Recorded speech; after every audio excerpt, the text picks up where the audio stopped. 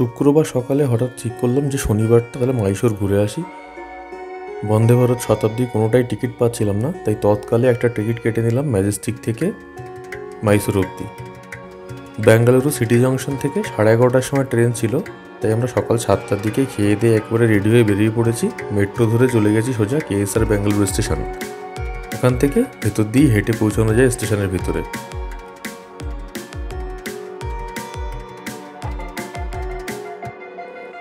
Train আগে থেকে নির্ধারিত স্টেশনে দাঁড়িয়েছিল, তাই গিয়ে সিট খুঁজে গিয়ে বসে পড়লাম আর ট্রেন ছাড়ার জন্য অপেক্ষা করতে লাগলাম। একদম যথাসময়ে ট্রেন ছেড়ে দিল।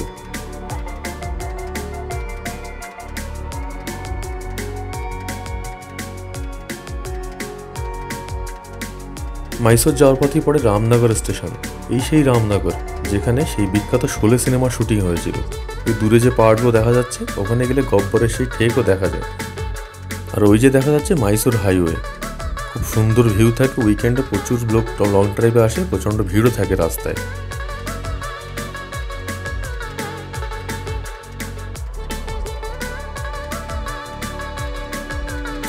মোটামুটি 2.5 ঘন্টা লাগে ব্যাঙ্গালোর থেকে ট্রেনে মাইসোর আসতে। ট্রেন যথাসময় পৌঁছেছিল, 10 মিনিট লেট ছিল। আর মাইসোর ঢোকার আগে হয়েছিল বৃষ্টি, সেই জন্য ওয়েদারটা খুব ঠান্ডা ছিল, তাই আমাদের কোনো গরম পোহাতে হয়নি। ব্যাঙ্গালোর থেকে সহজে বাসেও আসা যায়, গাড়িতেও আসা যায়। মাইসোর হাইওয়ে দিয়ে গাড়িতে আসলে প্রচণ্ড দারুণ ভিউ পাওয়া যায়। কর্ণাটকের রাজধানী ব্যাঙ্গালোর হলেও মাইসোরকে কিন্তু কর্ণাটকের কালচারাল ক্যাপিটাল বললেও ভুল হয় না। আর ওয়ান অফ দ্য ক্লিনেস্ট সিটিসের মধ্যে একটা। দারুণ পরিষ্কার পরিচ্ছন্ন শহর এটি।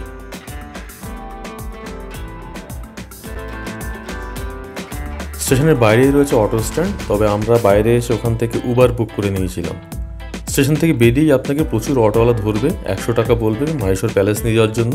কিন্তু খবরদার তাতে একদমই চড়বেন না, কারণ ওরা আগে নিয়ে যাবে মাইসোর সিল্ক শাড়ি বলে আপনাকে দেখাতে নিয়ে যাবে, আর পরে বেশি টাকা চাইবে। আর শাড়ির দামও বলবে প্রচুর। দুপুর 2টোতে আমরা মাইসোর পৌঁছেছিলাম, প্রচণ্ড খিদেও পেয়েছিল, তাই স্টেশন থেকে নেমেই সোজা চলে গেলাম সেই বিখ্যাত মাইলারি দোসা খেতে। প্রায় 90 বছরের পুরনো দোকান। এখান থেকে আমাদের প্ল্যান ছিল চামুণ্ডেশ্বরী মন্দিরে যাব, তাই আগে ভেজ কিছু খেতে চাইছিলাম, তাই খরচা গেলাম দোসা খেতে।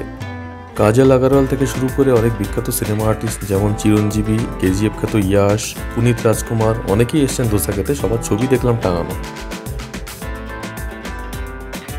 দোকানটি সবসময় ভিড়ে ঠাসা থাকে, কিন্তু বেশ নিপুণভাবে মাথা ঠান্ডা করে অনেকগুলো দোসা একসাথে তৈরি করা দেখছিলাম দাঁড়িয়ে দাঁড়িয়ে। সেই বিখ্যাত ফ্লাফি দোসা।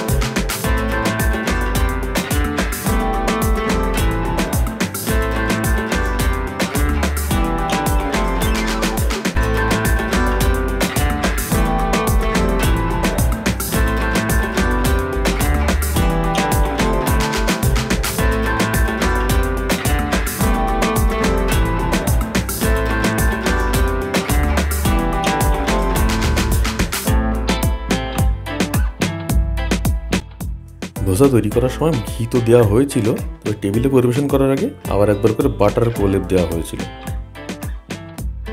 নর্মালি এখানে যে মশলা দোসা খাই, যে আলুর মশলা দেওয়া থাকে, এর ভেতর দেওয়া ছিল পেঁয়াজের মশলা।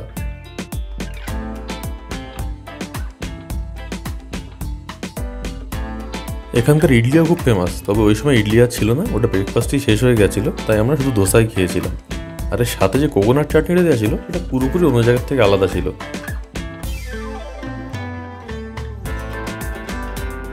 নর্মালি ব্যাঙ্গালোরে যে নীর দোসা বা সেট দোসা খেয়ে থাকি, দুটোর মাঝামাঝি কোনো একটা বলা যেতে পারে। এটা খুব ফ্লাফি, নরম।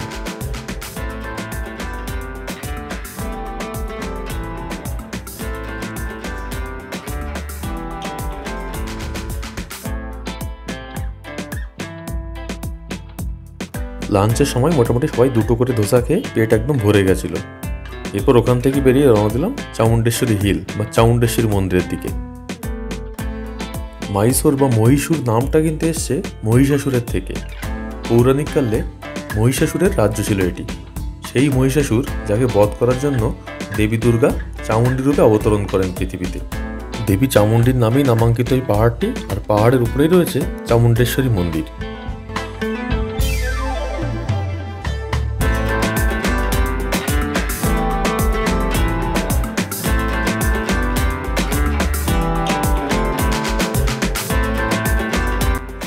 পাহাড়ের গা বেয়ে উপরে ওঠার সময় মাইসোর সিটির দারুণ একটা ভিউ পাওয়া যায়। আর এখানে আষাঢ় মাসে করে বার্ষিক পুজো হয়, সেই সময় রাস্তা বন্ধ থাকে। নিচ থেকে 1000 সিঁড়ি রয়েছে উপরে যাওয়ার জন্য, তখন ভক্তরা ওই সিঁড়ি দিয়েই উপরে যায়।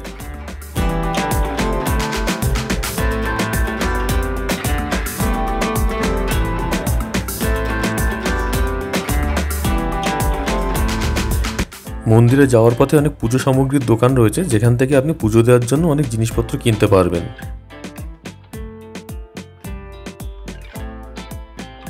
সম্ভবত 12th সেঞ্চুরিতে মন্দিরটি তৈরি হয়, আর পরে মাইসোরের যে ওয়াদিয়ার রাজবংশ তারা 18th সেঞ্চুরিতে আবার রিনোভেট করে। মন্দিরের চূড়ায় রয়েছে সুউচ্চ 7 স্তর বিশিষ্ট গোপুরম বা টাওয়ার, যা সুন্দর খোদাই এবং নকশা দিয়ে সজ্জিত, বিভিন্ন দেবদেবীর মূর্তি এবং অন্য নকশা দিয়ে। 9 দিন 9 রাত তীব্র যুদ্ধের পর দেবী দুর্গা মহিষাসুরকে পরাজিত করেন এবং বধ করেন, আর তাই দশম দিনটি বিজয়া দশমী বা দশেরা উৎসব নামে পরিচিত, যেটি মাইসোরে অনেক বড় উৎসব। মন্দিরের বাইরে ছিল টিকিট কাউন্টার, মানে দর্শনের টিকিট কাউন্টার। 30 টাকা আর 100 টাকার টিকিট ছিল। 100 টাকা ছিল সেটা দর্শনের সাথে লাড্ডু ফ্রি, তো আমরা 30 টাকার টিকিটই কেটেছিলাম। মন্দিরের ভেতরে রয়েছে দেবীর মূর্তি, সোনার গয়না আর আবরণ দিয়ে সজ্জিত, আর মূর্তির চারপাশে বিভিন্ন দেবী দেবীর অন্য ছবির ছোট মূর্তি রয়েছে। মন্দিরের ভেতরে ভিডিও করা বারণ, তাই আমিও ভিডিও ক্যামেরাটি ভেতরে ঢুকিয়ে রেখেছিলাম। এরপর ওখান থেকে দর্শন করে আমরা নিচের দিকে রওনা দিলাম।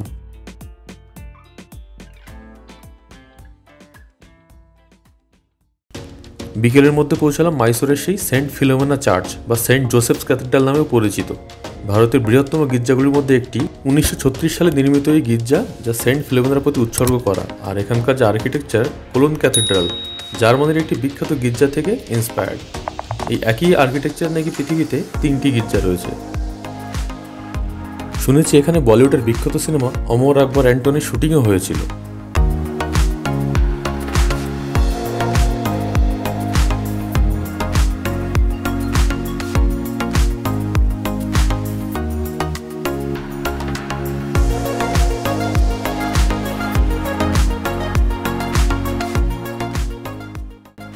চার্চে কিছু সময় কাটিয়ে এবার আমরা রওনা দিলাম মাইসোর প্যালেসের দিকে, অর্থাৎ সেই অম্বাবিলাস প্যালেস। এখানে লোকালি অটোওয়ালার সাথে কথা বলার থেকে আমার মনে উবার করা বেটার, কারণ অটো আর উবারের ভাড়া একই দেখায়। আমি উবার ক্যাবের কথা বলছি। প্যালেস 5:30টায় বন্ধ হয়ে যায়, তাই প্যালেসের ভেতরে যাওয়ার হবে না। প্যালেসের বাইরে সন্ধ্যেবেলা রোববার করে এবং অন্যান্য সরকারি ছুটির দিন যে লাইট শো হয় সেটা দেখার জন্যই যাওয়া।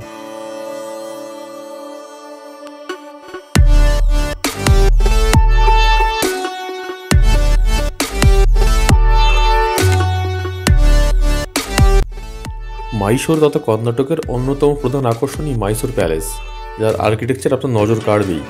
ভিতরে যাওয়ার সময় পাইনি আমরা, 4 বছর আগে একবার এসেছিলাম, তখন গেছিলাম, তা আজ আর সময় নেই।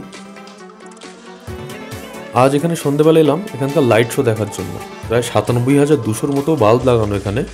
প্রত্যেক রবিবার এবং অন্যান্য সরকারি ছুটির দিন সন্ধ্যে 7টা থেকে 8টা অবধি এই লাইট শো হয়, আর সাথে সাউন্ড শো।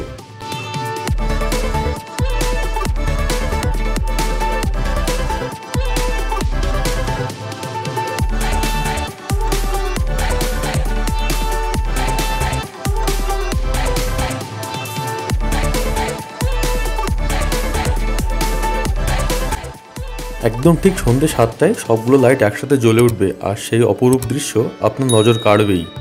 একবার অন্তত পারলে মাইসোর গেলে এই দৃশ্যটি দেখবেন, সন্ধ্যেবেলার যে লাইট শো।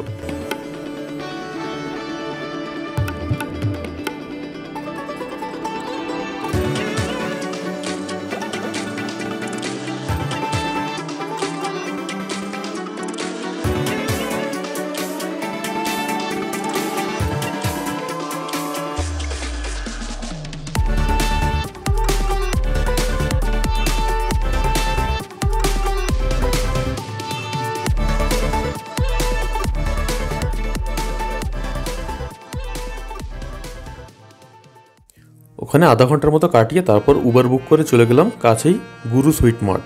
এখানে সেই বিখ্যাত মাইসোর পাক পাওয়া যায়। এই মাইসোর পাকের জন্যই বিখ্যাত বেসিক্যালি এটি। এনাদের পূর্বপুরুষ মাইসোর রাজবংশের পাকশালায় রান্না করতেন এবং সেই মাইসোর রাজবংশের অর্থাৎ মাইসোর প্যালেসের পাকশালা থেকেই এই মাইসোর পাক শুরু।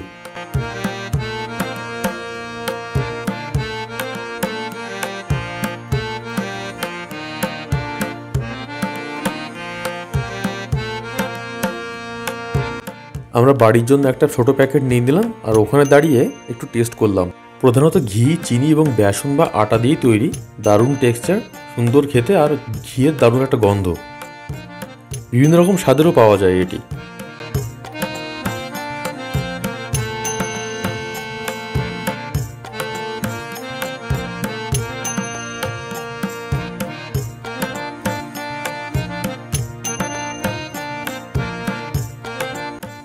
রাত 9টায় আমাদের ব্যাঙ্গালোর ফেরার ট্রেন ছিল, তো ট্রেনে ওঠার আগে ভাবলাম ডিনারটা করেই নিই। তো এক উবার ড্রাইভার আমাদের রেকমেন্ড করলেন হোটেল হনুমন্তুতে মটন পোলাও খাওয়ার জন্য। তো সেই মতো আমরা সেখানে পৌঁছে গেলাম। ভালোই ভিড় ছিল। কিছুক্ষণ অপেক্ষা করার পর একটা টেবিল পেয়ে গেলাম, হাত দিয়ে বসে পড়লাম, সাথে সাথে খাবার চলেই এলো। আমরা 2 প্লেট অর্ডার করেছিলাম, কারণ 1 প্লেটের অ্যামাউন্ট দেখে মনে হয়েছিল দুজনের জন্য একটাই ঠিক আছে।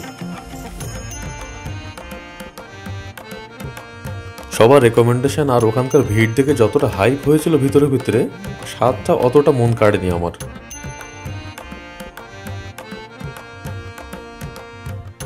বেশ পুরনো এবং নাম করা দোকান। এখানেও অনেক বিখ্যাত লোকের ছবি দেখলাম, এমনকি ধর্মেন্দ্রের ছবিও রয়েছে দেখলাম, কিন্তু অনেক আগের ছবিটা দেখে যা বুঝলাম।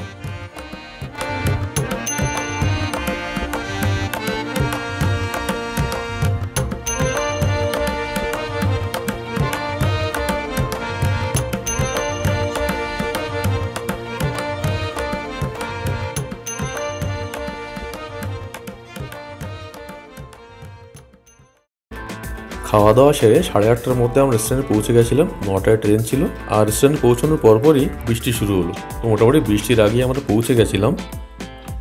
আমরা জাস্ট একবেলা ঘুরেছি, দুপুর 2টায় পৌঁছে আবার রাত 9টায় ব্যাক করেছি। কিন্তু মাইসোরে কিন্তু আরও ঘোরার জায়গা রয়েছে, প্রায় 7টি প্যালেস রয়েছে এখানে।